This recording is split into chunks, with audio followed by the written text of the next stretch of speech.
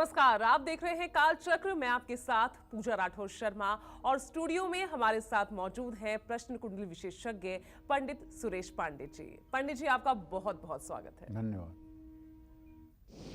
अब सातों दिन बरसेगा पैसा, अब सातों दिन आएंगी खुशियाँ, अब सातों दिन होगा मंगल ही मंगल।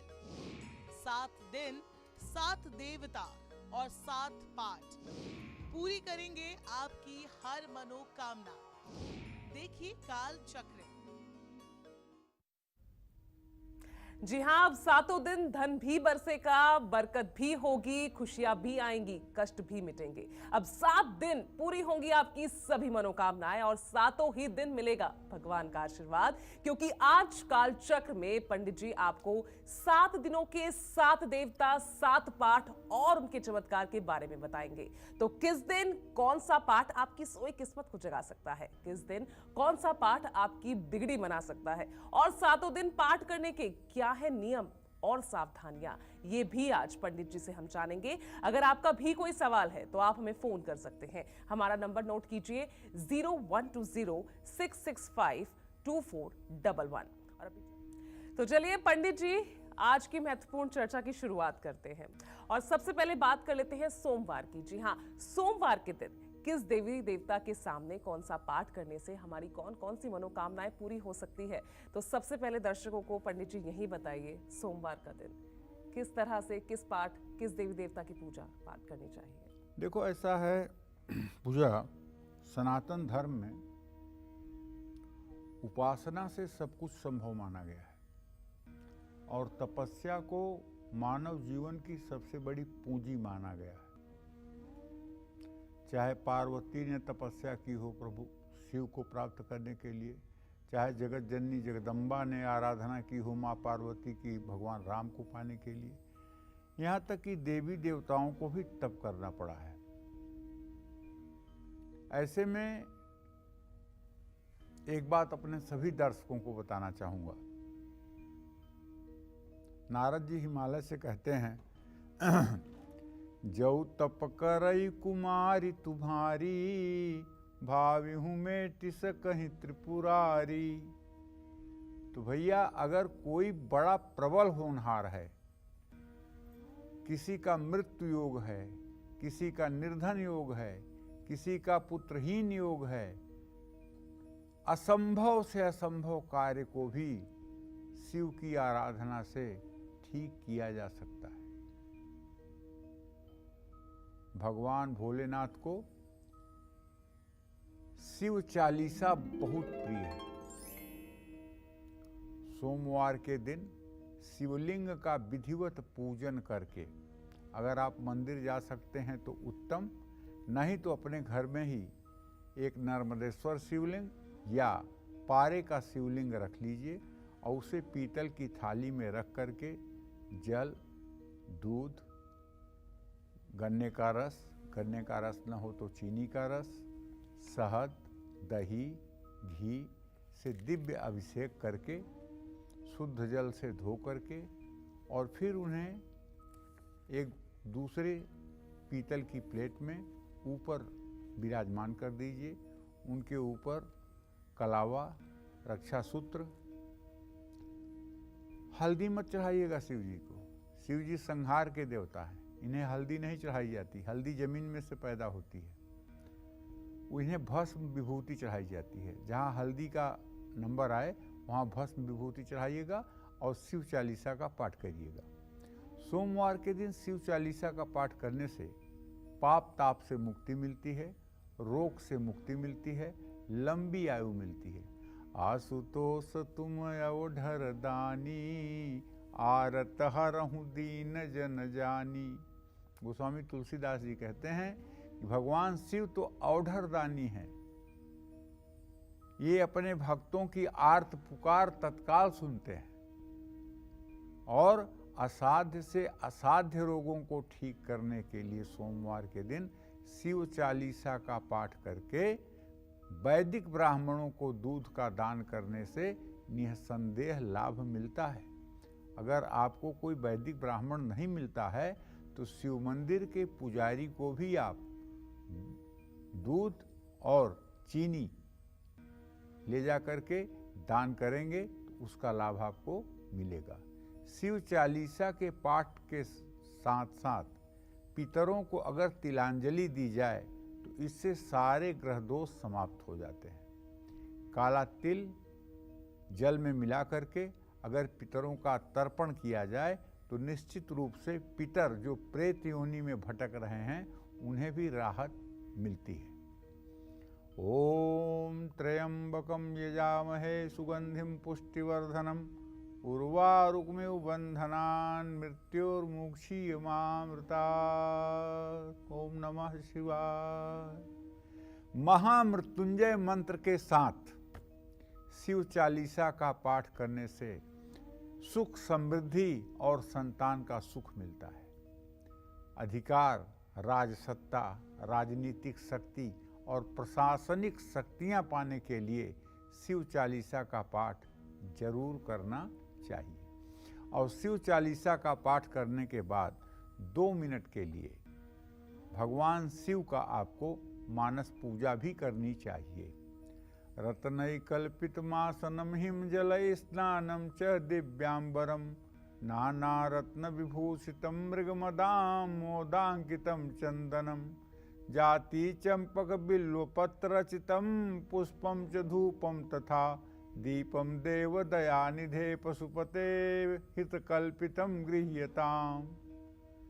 कहने का आशय ये है, अगर आप आंख बंद करके और अपने भ्रिकुटी पर भगवान शिव को समाधि लगाए हुए अवस्था में कर्पूर वर्ण, एकदम गौर वर्ण के भगवान शिव की परिकल्पना 2 पत्तियों वाले कमल के पुष्प पर बैठा हुआ ध्यान करते हुए और ओम नमः शिवाय का जप आप ज़्यादा नहीं सिर्फ 5 मिनट कर दें तो यह आपका अभ्यास 6 महीने के अंदर आपके जीवन में 4 चांद लगा देगा। देखिए, पूजा जो है वो देसी घी की तरह है। देसी घी 1 लीटर आप एक दिन पी लीजिए तो आप पहलवान नहीं होंगे, लेकिन अगर शराब कोई 1 पाव भी पी ले तो तुरंत पैर लड़खड़ाने लगेगा। तो अधर्म जो है वो तो तुरंत फल देता है, लेकिन धर्म जो है ये बहुत धीरे धीरे फल देता है। इसी तरह से पूजा पाठ अगर आप अनवरत करते रहेंगे तो देर होगी लेकिन अंधेर नहीं होगी। और एक बात और सत्य है कि अगर आपने कोई फलदार वृक्ष लगाया है और फल मिलने में देरी हो रही है, कोई बात नहीं, छाया तो मिलेगी। हो सकता है आपके पूर्व जन्म का प्रारब्ध कुछ ऐसा हो जो पूजा पाठ से अभी बैलेंस न बन पा रहा हो सकता है कि कुछ भोग आपको भोगने के बाद आपको सुख मिले। तो इसलिए कोई तो एक दिन पूजा करके सफलता प्राप्त कर लेते हैं, किन्हीं लोगों को बहुत दिनों तक लगा रहना पड़ता है। तो इसका मतलब ये नहीं कि आपका नंबर नहीं आने वाला है। भगवान की चक्की जो आटा पीसती है वो बहुत बारीक आटा पीसती है, इसलिए हो सकता है नंबर देर में आए, लेकिन नंबर जरूर आएगा। देर होगी, अंधेर नहीं होगा। जय मां विंध्यवासिनी।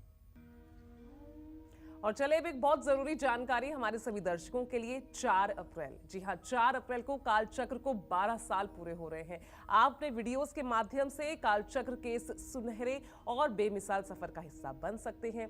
पंडित सुरेश पांडे जी और कालचक्र की पूरी टीम का मनोबल बढ़ा सकते हैं।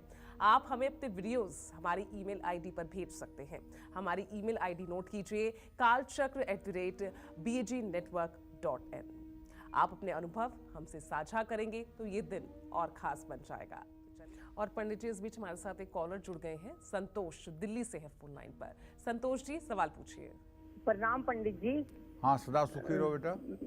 मेरी एज 66 ईयर्स है।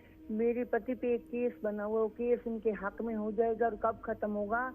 और दूसरा प्रश्न है, मेरी बेटी की डेट 5/8/83 है, 5:50 PM और रोहतक का बर्थ है। उसकी दूसरी शादी करना चाहती हूँ, वो शादी के बाद सुखी रहेगी और कब होगी? और पहला प्रश्न आपका समझ में नहीं आया कि आपने क्या पूछा। पर एक केस बना हुआ, वो केस उनके हक में हो जाएगा और कब खत्म होगा? क्या हो जाएगा? केस हक में हो जाएगा और कब खत्म होगा केस? मुकदमे के बारे में पूछ रही हैं? जी हाँ जी, हाँ जी। तो मैं आपको बताना चाहूँगा कि देखिए, आपने जो प्रश्न किया है, शनि दशम भाव में है, गारंटी के साथ मुकदमे में सफलता मिलेगी। 23 फरवरी 2025 के पहले पहले फैसला हो जाएगा और न्याय मिलेगा, आपके पक्ष में फैसला होगा, इसमें कोई दो राय नहीं है। और दूसरा प्रश्न आपने अपने बेटी के विवाह के लिए पूछा है, तो मैं बता दूं कि बुध और बृहस्पति दोनों की द्वितीय द्वादश स्थिति है। अभी थोड़ा समय है, नवंबर दिसंबर तक प्रयास करिए, बेटी का पुनः विवाह हो जाएगा और इस बार के विवाह में वो सुखी रहेगी, इसमें कोई संदेह नहीं है। हाँ, उसको एक उपाय करने के लिए ज़रूर कहिए। उपाय ये कि वो 16 बृहस्पतिवार के व्रत करे, केला के पेड़ की पूजा करे, बृहस्पतिवार व्रत कथा की किताब पढ़े और हो सके तो उसे हर दिन रविवार को छोड़कर 5 तुलसी के पत्ते गंगा जल के साथ ग्रहण करना चाहिए। इससे उसका जो पूर्व जन्म का दोष है वो समाप्त हो जाएगा। जय मां विंध्यवासिनी। चलिए, अब चर्चा को आगे बढ़ा लेते हैं और अब बारी आती है मंगलवार के दिन अपनी बिगड़ी बनाने की। जी हाँ, तो पंडित जी, मंगलवार के दिन कौन सा जो पाठ है हमें शत्रुओं से बचा सकता है, हमें निरोगी काया दिला सकता है और हर तरह से हमारी रक्षा कर सकता है? संकट से हनुमान छुड़ावें, मन क्रम वचन ध्यान जो लावें। हनुमान चालीसा का नित्य पाठ हनुमान जी को मनाने के लिए सबसे सरल उपाय है।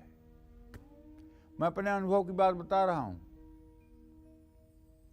बंधन में पड़े हुए लोगों की, जो लोग किसी कारणवश जेल में अवरुद्ध हैं और गुनाह नहीं है फिर भी जेल के सलाखों के पीछे हैं, जमानत नहीं हो रही है, मुकदमे से छुटकारा नहीं मिल रहा है, कम गुनाह पर भी बड़ी कठिनाई हो रही है, ऐसे सभी लोगों को हनुमान चालीसा का 100 पाठ मंगलवार को करना चाहिए। यह 7 बार पाठ कर जोई, छूटे बंदी महासुख होई।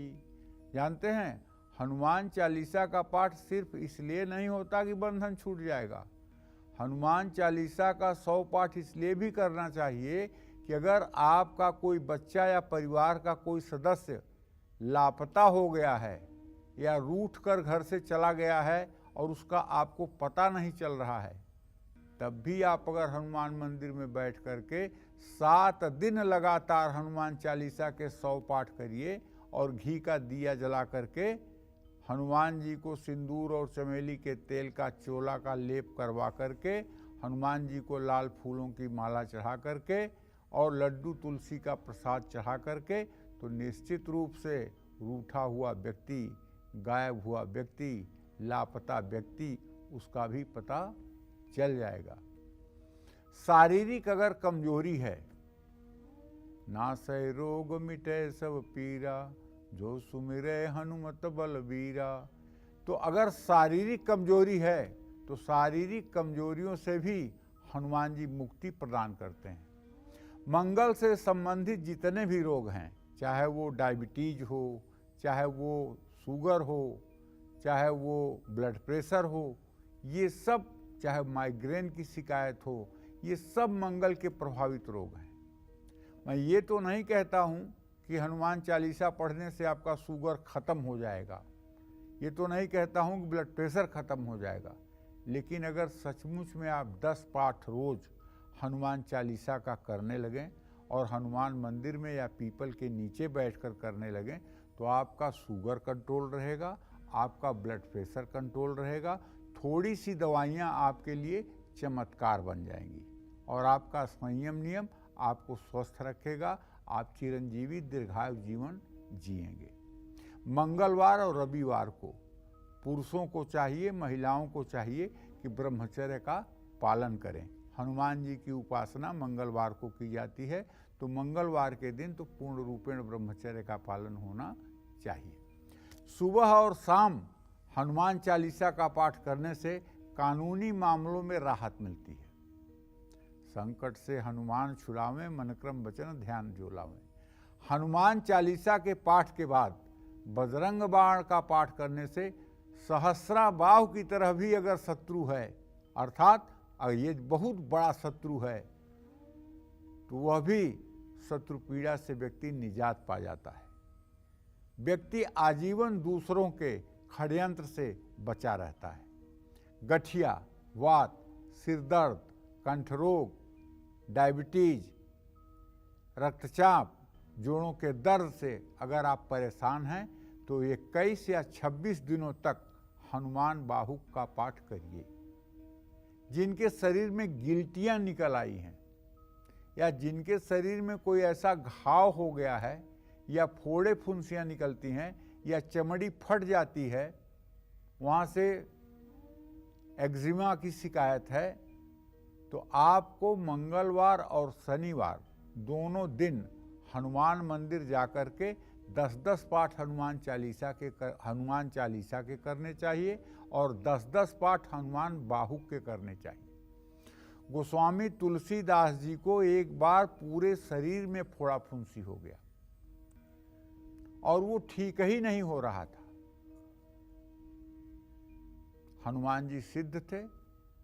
गोस्वामी तुलसीदास को जितनी रामचरितमानस की रचना तुलसीदास जी ने की है, कहा जाता है कि हनुमान जी ने सब कुछ बताया है उन्हें कि इस तरह से आपको करना चाहिए। इसका प्रमाण है चित्रकूट के घाट पर भई संतन कई भीर, तुलसीदास चंदन घिसें तिलक देहि रघुवीर। यह हनुमान जी के वाक्य है। चित्रकूट में बैठ करके नदी के किनारे तुलसीदास जी चंदन घिसते थे। राम लक्ष्मण आकर चंदन लगवा कर चले जाते थे। तुलसीदास जी पहचान नहीं पाते थे। हनुमान जी से कहते थे कि आप प्रभु श्री राम के दर्शन नहीं करवा रहे हैं।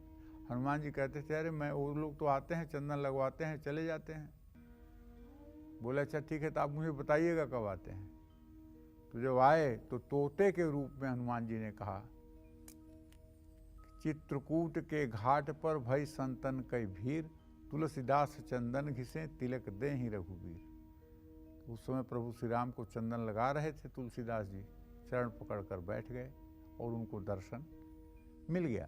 तो कुल मिलाकर कहने का मतलब ये है कि यदि आप फोड़ा, फुंसी और किसी तरह के घाव से पीड़ित हैं तो आपको मेरे कहने से हनुमान बाहुक का 7 बार पाठ 40 दिनों तक हनुमान मंदिर में बैठकर करना चाहिए।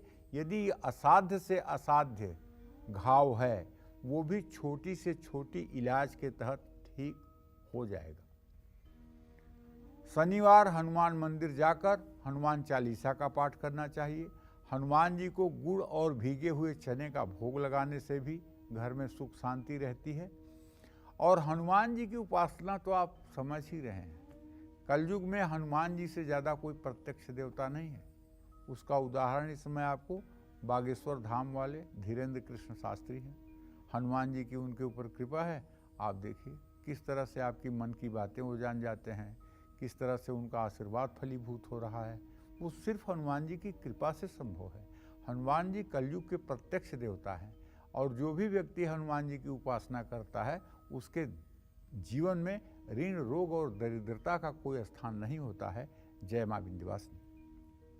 तो चलिए चर्चा को आगे बढ़ाते हुए अब बात कर लेते हैं बुधवार की। तो बुधवार के दिन पंडित जी कौन सा पाठ, कैसे हम भगवान को प्रसन्न कर सकते हैं? बुधेन बुद्धि सदनर्थ संस्था। बुध बुद्धि का कारक ग्रह है और बुधवार का दिन जो है वो बुध का दिन है। और बुधवार के दिन के जो देवता हैं वो भगवान गणेश और श्रीहरि विष्णु हैं। जो लोग शिक्षा के क्षेत्र में हैं या बौद्धिक कार्य करते हैं, बुद्धिमत्ता का कार्य करते हैं, ऐसे सभी लोगों को, खास करके वकालत पेशे में रहने वाले लोगों को, जिनकी तर्क शक्ति और जिनकी वाक्पटुता अच्छी होनी चाहिए, ऐसे लोगों को नित्य गणेश चालीसा का पाठ करना चाहिए। गणेश चालीसा का पाठ करने से धन और समृद्धि दोनों साथ साथ मिलती है। भगवान गणेश की विशेष कृपा भी मिलती है। बुधवार को भगवान गणेश को दुर्वा के साथ मोदक का भोग लगाएं। जानते हैं, जब आप गणेश अथर्व शीर्ष पढ़ते हैं तो उसमें लिखा हुआ है कि जो दुर्वा से गणेश जी का अर्चन करता है वो वैश्रवण माने कुबेर के समान धनवान हो जाता है। कुबेर के समान धनवान हो जाता है। अब सोचिए, कुबेर कौन है? लक्ष्मी जी के सचिव हैं। जैसे यहाँ गवर्नर होता है, बिना उसके दस्तखत से पैसा नहीं चलता है, नोट नहीं चलता है, वैसे लक्ष्मी जी के सचिव जो है वो कुबेर हैं। जो दुर्वांकुर 1000 दुर्वांकुर से गणेश जी के 1000 नामों से पूजन करता है, ऐसा व्यक्ति निसंदेह ऐश्वर्य का भागीदार बन जाता है। लेकिन एक दिन में चमत्कार नहीं होगा। ये मत कहिएगा कि मैंने एक दिन 1000 दुर्वा चढ़ा दिया तो चमत्कार हो गया। हर चतुर्थी पर, कृष्ण पक्ष और शुक्ल पक्ष की चतुर्थी पर गणेश जी के चित्र के सामने, गणेश जी की मूर्ति के सामने विधिवत पूजा करके अगर आप गणेश जी के 1000 नामों से दुर्वांकुर चढ़ाएंगे तो 1 साल के अंदर आपकी दरिद्रता भी समाप्त हो जाएगी, आप कर्ज से भी मुक्त हो जाएंगे और आपके जीवन का नया सवेरा भी हो जाएगा। लेकिन लड्डू का भी भोग लगाइएगा। गणेश चालीसा का पाठ कर सकते हैं, आपकी सभी मनोकामनाएं पूरी हो जाएंगी। अगर आपकी फैक्ट्री में काम ठप हो रहा है, आप फैक्ट्री वाले हैं, तो बुधवार के दिन गणेश चालीसा के साथ साथ राम रक्षा स्तोत्र का भी पाठ कर लीजिएगा। गणेश जी को दुर्वा और लड्डू का भोग जरूर लगाइएगा। बुधवार के दिन पार्थिव गणपति की पूजा करके गणेश चालीसा का पाठ करने से कानूनी मामलों से छुटकारा मिलता है। ये पार्थिव गणेश क्या है भैया? मिट्टी के जो गणेश होंगे वो पार्थिव गणेश हैं। उनकी पूजा करने से कर्ज से भी मुक्ति मिलती है, इसमें कोई संदेह नहीं है।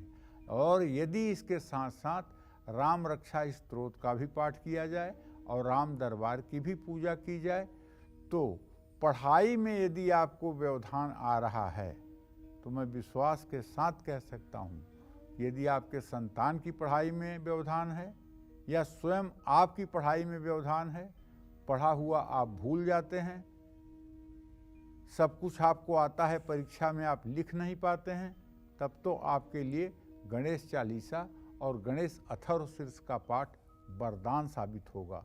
जय मां विंध्यवासिनी। चलिए, इस बीच एक कॉलर हमारे साथ हैं फोन लाइन पर, नोएडा से सौरभ हैं। सौरभ जी, पूछिए सवाल। पंडित जी जय विंध्यवासिनी। जय मां विंध्यवासिनी। सौरभ जी जोर से बोलिएगा। हाँ पंडित जी, आपकी माता जी का सुना तो बड़ा दुख लगा, भगवान उनको अपने चरणों में स्थान दे। जी पंडित जी, मेरा नाम सौरभ कंसल है, डेट ऑफ बर्थ 7/6/1980 जी, और पैदाइश मेरठ की है और टाइम है 1:35 सुबह का। जी जी।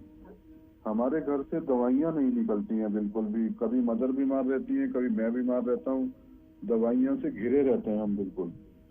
और देखो, ऐसा है सौरभ, आप सही कह रहे हो। आपके कुटुंब भाव का स्वामी बृहस्पति सूर्य के साथ है और इस समय बृहस्पति अस्त है। अगर कुटुंब भाव का स्वामी अस्त हो तो परिवार में सचमुच में रोग डेरा डाले रहता है। आप अगर रोग से मुक्त होना चाहते हो तो उपाय तो थोड़ा सा कठिन है, लेकिन गारंटी इस बात की है कि उपाय से लाभ जरूर मिलेगा। एक शालिक राम की शिला होती है जो सत्यनारायण भगवान की पूजा में पंडित जी लोग घर लेकर के आते हैं। काले रंग की एक गोली जैसी होती है शालिक राम की शिला, जो नेपाल के गंडकी नदी में पाया जाता है। उसकी पहचान ये है कि तुलसी का पत्ता नज़दीक ले जाओ तो चिपक जाएगा। तुलसी का पत्ता अगर ना चिपके तो समझ लेना चाहिए कि शालिग्राम नहीं है, और अगर तुलसी के पत्ते को चिपका ले तो समझ लेना चाहिए कि शालिग्राम है। शालिग्राम की शिला को जल से स्नान कराइए और वो जो जल है उसको तुलसी के साथ पूरे परिवार के लोगों को ग्रहण कराइए। ये उपाय आप 40 दिन करिए और दवाई जितनी भी है घर में उसे पश्चिम उत्तर के कोने पर रखिए। जब दवा खाना हो तो जाकर के वहीं से दवा ले आइए और उसको खाइए। और एक बार माघ महीने में आने वाली महाशिवरात्रि पर और सावन महीने की शिवरात्रि पर अपने घर में मिट्टी का शिवलिंग बना करके शिवलिंग का अभिषेक करिए, रुद्राभिषेक जिसको कहते हैं। ये 2 उपाय अगर आप कर लें तो आपके घर से बीमारी सचमुच में सदा सर्वदा के लिए विदा हो जाएगी और आपका परिवार सुख चैन से रहेगा। जय मां विंध्यवासिनी। चलिए अब चर्चा को आगे बढ़ाते हैं और अब बात करेंगे गुरुवार की। जी हाँ, गुरुवार के दिन कौन सा पाठ हमारे मन, सेहत और धन पर गहरा असर डालता है, जानते हैं पंडित जी से। तो पंडित जी, गुरुवार के दिन कौन सा पाठ लाभकारी साबित होगा? देखिए, मैं गुरुवार के उपाय बताऊं उसके पहले आप सभी दर्शकों को एक जरूरी सूचना देना चाहता हूं। वो जरूरी सूचना ये है कि 4 अप्रैल को कालचक्र 12 साल पूरा करेगा। आप लोगों का प्रेम, स्नेह, आशीर्वाद है कि ये 12 वर्षों से अनवरत आगे बढ़ रहा है और इसी आप लोगों के प्रेम, स्नेह और आशीर्वाद को देखते हुए कालचक्र की टीम ने फाइनल किया है, फैसला लिया है कि आप लोग अपने 12 साल का कालचक्र देखने का अनुभव, उसे अपने जीवन शैली में उतारने के बाद का परिवर्तन और उससे सनातन धर्म का ज्ञान, आपको क्या हुआ है, आपने कैसे लाभ प्राप्त किया है, आपके जीवन में क्या परिवर्तन आए हैं, इन सब चीज़ों का 2.5 मिनट का एक वीडियो बना करके अगर आप हमारे ईमेल पर भेजेंगे, हमारा ईमेल का मतलब जो टीवी पर आपको दिखाया जा रहा है, kalchakra@bag.in, इस ईमेल पर अगर आप भेजेंगे तो 4 अप्रैल को वो वीडियो आपका हम टेलीविज़न पर दिखाएंगे। टेलीविज़न पर आपका वीडियो दिखाएंगे, कार्यक्रम तो होगा ही, वीडियो पर आपका कार्यक्रम दिखाएंगे। 4 तारीख 4 अप्रैल 12 वर्ष पूरे कर रहा है, उस दिन हम ज़्यादा से ज़्यादा आप लोगों का ही वीडियो चलाएंगे। तो अगर अभी तक आपने अपना वीडियो नहीं भेजा है तो आप अपना वीडियो भेजिए, जिससे 4 अप्रैल को आपके भी अनुभव से पूरा दर्शक समाज लाभ पा सके। चलिए अब विषय पर आता हूँ। गुरुवार के दिन विष्णु अवतारी भगवान राम की चालीसा का पाठ करना चाहिए। भगवान राम की चालीसा का पाठ करने से बुरे विचारों से मुक्ति मिलती है। भगवान राम मर्यादा पुरुषोत्तम हैं। उनकी पूजा उपासना करने से व्यक्ति के अंदर मर्यादा की वृद्धि होती है। पूजा घर में राम दरबार की फोटो रखना चाहिए, राम चालीसा का पाठ करना चाहिए। राम चालीसा का पाठ करने के बाद हनुमान चालीसा का भी पाठ करना चाहिए। धर्मस्थान में हनुमान चालीसा और राम चालीसा की 40-40 पुस्तकें भी बांटनी चाहिए। नौकरी में आ रही सारी बाधाएं इससे समाप्त हो जाएंगी। आजीविका के क्षेत्र में आपको कोई दिक्कत नहीं होगी, इसलिए आप निश्चिंत होकर के राम चालीसा का पाठ बृहस्पतिवार को जरूर करें। जय मां विंध्यवासिनी। चलिए अब बात कर लेते हैं शुक्रवार की। तो पंडित जी, शुक्रवार के दिन कौन सा पाठ सबसे असरदार साबित होता है? शुक्रवार, इसकी अधिष्ठात्री देवी महालक्ष्मी है, दुर्गा है। शुक्रवार के दिन दुर्गा चालीसा का पाठ करने से सारी परेशानियां खत्म होती हैं। नव दुर्गा का ध्यान करते हुए दुर्गा चालीसा का पाठ करने से सारे ग्रह दोष समाप्त हो जाते हैं।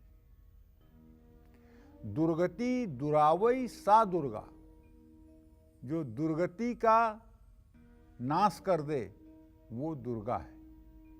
जो अपने भक्तों की दुर्गति को समाप्त कर दे वो दुर्गा है। दुर्गति दुरावई सा दुर्गा। तो देवी दुर्गा का पूजन करके दुर्गा चालीसा का पाठ करने से शुक्र ग्रह शांत हो जाता है। यदि आपकी जन्म कुंडली में शुक्र नीच राशि में है, शुक्र अस्त है, शुक्र पाप ग्रहों से पीड़ित है, शुक्र के ऊपर शनि की दृष्टि है, जानते हैं इससे क्या क्या होता है? शुक्र ग्रह जब खराब होता है तो नेत्र संबंधी विकार होता है। बचपन में ही ऐसे बच्चों के आंख पर चश्मा चढ़ जाता है। शुक्र और सूर्य की अगर समान डिग्री हो तो ऐसा आदमी जन्मांध होता है, पैदा होते ही दोनों आंखों से अंधा होता है। अगर 5 डिग्री का सूर्य और शुक्र में अंतर हो, द्वितीय और द्वादश भाव में बैठे हों, तो 3 वर्ष की उम्र में ही चश्मा लग जाता है। शुक्र अगर अस्त हो तो ऐसा व्यक्ति नपुंसकता का शिकार हो जाता है। शुक्र अगर किसी लड़की की कुंडली में अस्त हो तो उसके अंडे ही नहीं बनते। शुक्र शनि के साथ हो तो उसको कैंसर की बीमारी होती है। तो ऐसे में दुर्गा चालीसा का पाठ करने से हर काम में सफलता मिलती है। निरोगी काया पाने के लिए दुर्गा चालीसा का पाठ करना चाहिए। दुर्गा चालीसा पढ़ने के बाद गाय को हरा चारा खिलाना चाहिए। शुक्रवार के दिन दुर्गा चालीसा का पाठ करने से विवाह में आ रही सारी परेशानियां खत्म हो जाती हैं। दुर्गा चालीसा में 4 चांद तब लगता है जब विंध्यवासिनी चालीसा का भी पाठ किया जाए।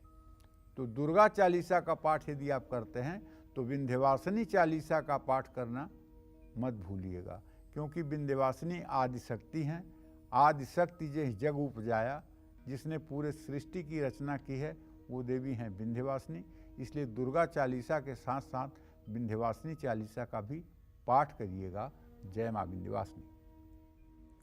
तो चलिए चर्चा को आगे बढ़ाते हैं और अब बात होगी शनिवार की। जी हाँ, क्या कोई ऐसा पाठ भी है जिसे पढ़ने से शनि की ढैया, साढ़े साती और महादशा में बुरे प्रभावों से बचा जा सकता है? कौन सा है वो पाठ जिन्हें शनिवार के दिन पढ़ने से हमारी तमाम ये समस्याएं दूर हो जाती है? बताइए पंडित जी, बहुत अहम सवाल।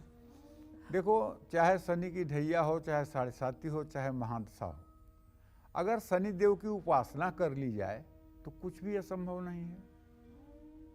शनि देव प्रसन्न तो सारी दुनिया खुश। तो शनि देव को प्रसन्न करने के लिए शनिवार के दिन शनि चालीसा का पाठ सबसे सरल उपाय है। नीले या काले रंग के कपड़े पहन करके शनि चालीसा का पूरब मुंह करके पीपल के पेड़ के नीचे बैठ करके अगर पाठ किया जाए तो आप विश्वास करिए, साढ़े साती हो, ढैया हो, महादशा हो, अंतरदशा हो, प्राणदशा हो, सब प्रकार के अशुभ प्रभाव का शनिदेव समन करते हैं। पीपल के पेड़ के नीचे 7 तरह के अनाज आपको रखना चाहिए ताकि उसे गिलहरी, कौआ, गौरैया सब चिड़िया आकर खा सकें। सरसों के तेल का दिया जलाने से साढ़े साती ढैया में लाभ मिलता है। और कारोबार में सफलता पाने के लिए शनिवार के दिन घी और तेल का दीपक जलाकर शनि चालीसा के 5 पाठ और हनुमान चालीसा का 1 पाठ पितर दोष से मुक्ति दिलाता है। शनि चालीसा के साथ साथ शनि से जुड़ी वस्तुओं का दान भी करना चाहिए। संतान, सुख, पैसा, समृद्धि पाने के लिए शनि देव की मूर्ति पर सरसों का तेल से अभिषेक करना चाहिए और शनि चालीसा का पाठ पूरे श्रद्धा के साथ करना चाहिए। जय मां विंध्यवासिनी। और चलिए अब बात कर लेते हैं अपने ईमेल कुंडली विजेता की। तो पंडित जी, आज के हमारे ईमेल कुंडली विजेता हैं बड़वानी मध्य प्रदेश के रहने वाले गोविंद मालविया।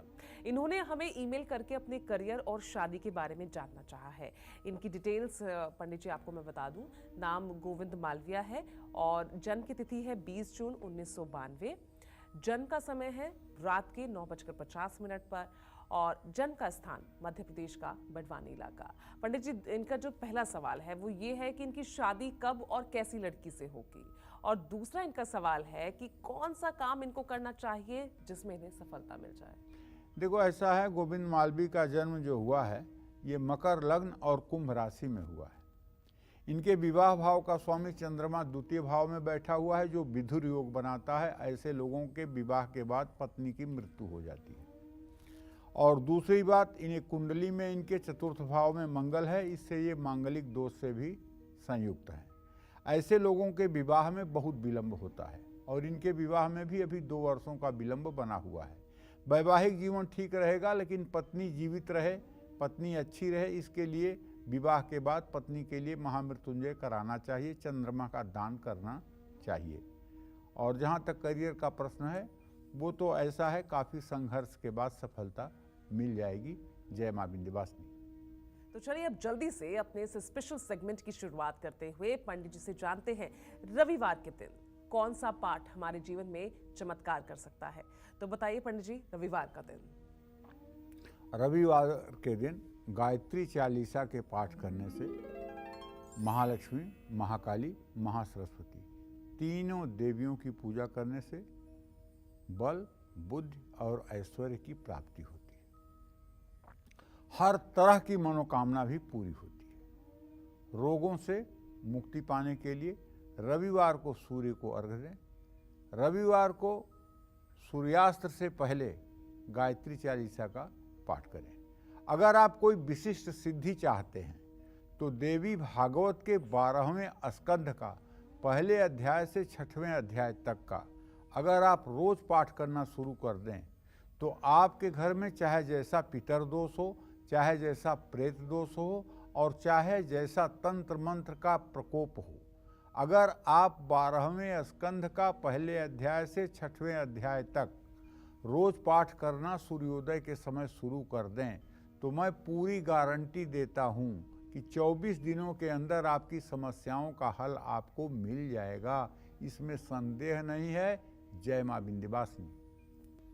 अच्छा पंडित जी, क्योंकि आज हम बात कर रहे हैं कि कौन सा पाठ करके हम कैसे देवी देवताओं को खुश कर सकते हैं, किस दिन कौन सा पाठ करें, तो हमने चालीसा का भी जिक्र किया। तो क्या चालीसा का पाठ सिर्फ मंदिर के आगे बैठकर ही हमें इसके फल मिल सकते हैं, इसका लाभ मिल सकता है, या फिर क्योंकि आजकल सब इतने जल्दबाजी में रहते हैं, अर्ली मॉर्निंग शिफ्ट्स होती हैं, कहीं भी चालीसा का पाठ किया जा सकता है क्या? देखो, सही बात तो ये है श्रद्धा पूजा कि कहीं मतलब कि जिस देवी देवता का चालीसा है उस देवी देवता को अपने मन मस्तिष्क में आप ध्यान करके चालीसा का पाठ कहीं भी कर सकते हैं जी। क्योंकि मूर्ति में भगवान नहीं है, भगवान हमारे श्रद्धा में है। हम ध्यान करके कहीं भी कर सकते हैं, उसका पूरा फल मिलेगा। जी चलिए, तो चालीसा का पाठ आप कहीं भी कर सकते हैं और ऐसे में बहुत ज़्यादा सिर्फ ध्यान सही तरीके से भगवान की तरफ होना चाहिए। तो उम्मीद करते हैं आपको आज का हमारा ये विषय बेहद पसंद आया होगा। कल फिर एक नए विषय और आपकी परेशानियों को दूर करने के लिए ढेर उपाय लेकर आएंगे हम पंडित जी सुरेश पांडे जी के साथ। पंडित जी बहुत बहुत धन्यवाद आपका। जय मां विंध्यवासिनी।